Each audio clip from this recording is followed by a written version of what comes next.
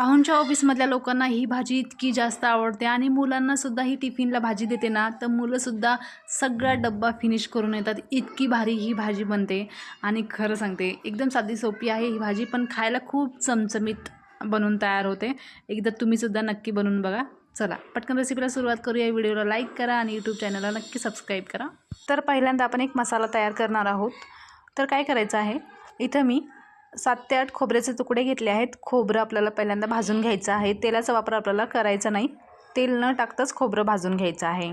खोबरं चांगलं भाजून झाल्यावर याच्यामध्येच पोहे खातो त्या चमचाने 2 चमचे शेंगदाणे घेतले आहेत. शेंगदाणेसुद्धा खमंग भाजून घ्यायचे आहेत. शेंगदाणे भाजले की त्याच्यामध्ये छोटा 1 चमचा जिरं टाकायचं आहे आणि पोहे खातो त्याच चमचाने 1 चमचा तीळ घ्यायचे आहेत. हे सुद्धा आपल्याला छान भाजून घ्यायचं आहे. तीळ जास्त वेळ नका भाजू, नाहीतर भाजीला कडवट चव लागू शकते. तीळ आपल्याला हलकेसे भाजून घ्यायचे आहेत. आता हे सगळं भाजून झालेलं आहे. प्लेटमध्ये काढून घेऊया आणि थंड करून घेऊया. त्याच ताव्यामध्ये इथं मी 7 ते 8 हिरव्या मिरच्या घेतलेल्या आहेत. काही मिरच्या तिखट आहेत आणि काही मिरच्या कमी तिखट आहे, असं मिरचीचं प्रमाण घेतलेलं आहे. आता 7 ते 8 हिरव्या मिरच्या आपण भाजून घेणार आहोत. सोबतच आपल्याला 7 ते 8 लसूण पाकळ्या आणि 1 इंच आल्याचा तुकडा घ्यायचा आहे. थोडंसं तेल टाकून मिरची आपल्याला खमंग अशी भाजून घ्यायची आहे. सोबतच लसूणसुद्धा भाजून घ्यायचं आहे. गॅसची फ्लेम फुल ठेवायची आहे. मिरची चांगली भाजून घ्यायची आहे. जसं तुम्हाला व्हिडिओमध्ये दिसत आहे ना, त्याच पद्धतीने मिरची भाजून घ्यायची आहे.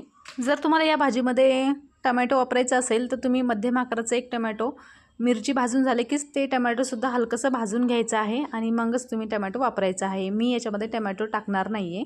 मिरची छान भाजून झालेली आहे. मिरचीसुद्धा आपण थंड करून घेऊया. मिरची थंड होईपर्यंत आपण हा मसाला पाणी न टाकता वाटून घेणार आहोत. एकदम बारीक असा वाटून घ्यायचा आहे. पाण्याचा वापर आपल्याला करायचा नाही. आणि हो, तुम्हाला व्हिडिओमध्ये काही कळालं नसेल तर कॉमेंट करून तुम्ही विचारू शकता. तर आपला मसाला वाटून झालेला आहे. बघू शकता मस्त असा मसाला एकदम खमंग बनवून तयार झालेला आहे. एका प्लेटमध्ये काढून घेऊया. हा मसाला मी जाडसर ठेवलेला नाही आहे, एकदम बारीक असा वाटून घेतलेला आहे. तुम्हाला व्हिडिओमध्ये दिसतच असेल. प्लेटमध्ये काढून घेतला, साईडला ठेवूया. आता त्याच मिक्सरच्या भांड्यामध्ये हिरवी मिरची, लसूण, आलं हे सुद्धा आपण वाटून घेणार आहोत. आपल्याला पहिलं मिरची वगैरे थंड करून झाल्यावरच आपल्याला मिक्सरमध्ये हे पाणी न टाकता वाटून घ्यायचं आहे. थोडीशी कोथिंबीरसुद्धा टाकलेली आहे आणि जाडसर वाटून घ्यायचं आहे. बघू शकता मी जाडसर वाटून घेतलेलं आहे. तर वाटण आपलं तयार झालेलं आहे. आता हे वाटणसुद्धा आपण साईडला ठेवून देऊया. तर इथं मी मध्यम आकाराचे 2 कारले घेतलेले आहेत. हे अंदाजे असतील 125 ग्रॅम ही कारली असतील, एक अंदाज सांगते मी तुम्हाला. तर जास्त जाड नाही आहेत आणि जास्त ही कवळी नाही आहेत, मध्यम आकाराचे ही कारले आहेत.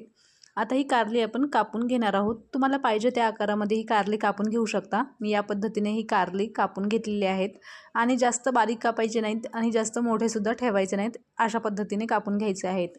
आणि हो, अजून एक, जर याच्यामध्ये बी जाड असेल ना तर ती बी ना सगळी काढून घ्यायची आहे. जेव्हा आपण भाजी खातो ना, बी असल्यामुळे ही कारल्याची भाजी कचर कचर लागू शकते, म्हणून आपल्याला सगळं बी आपल्याला काढून घ्यायचं आहे.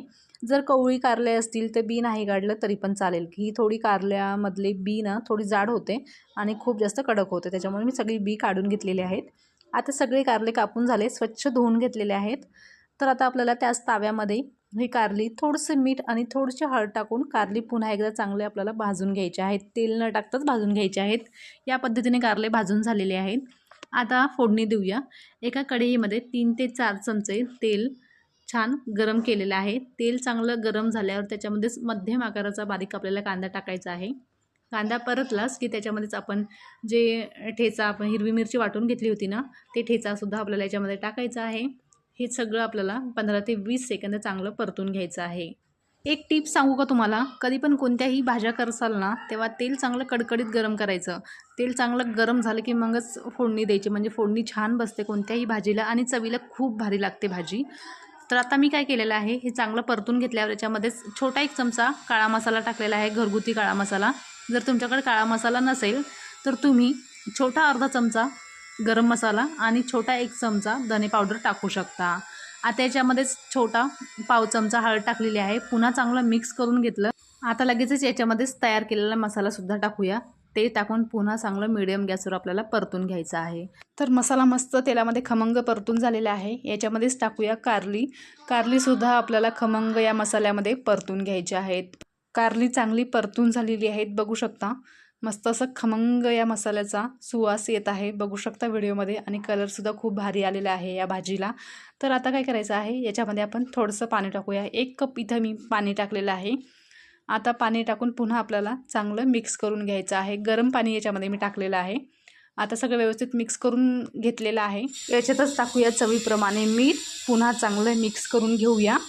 गॅसची फ्लेम एकदम मिडियम ठेवलेली आहे, तर याच्यावर झाकून ठेवायचं आहे. मिडियम गॅसवर आपली ही भाजी आपल्याला चांगली शिजून घ्यायची आहे, कारले मऊ होईपर्यंत. तर बघू शकता भाजी एकदा पुन्हा चांगली मिक्स करून घेऊया. आणि कारलेसुद्धा चांगले शिजलेले आहेत. आता इथे मी गॅस बंद करणार आहे. तर आपली भाजी तयार झालेली आहे. चमचमीत अशी कारल्याची भाजी तयार झाली. चपातीसोबत भाकरीसोबत खाऊ शकता, खूप भारी लागते. नक्की ट्राय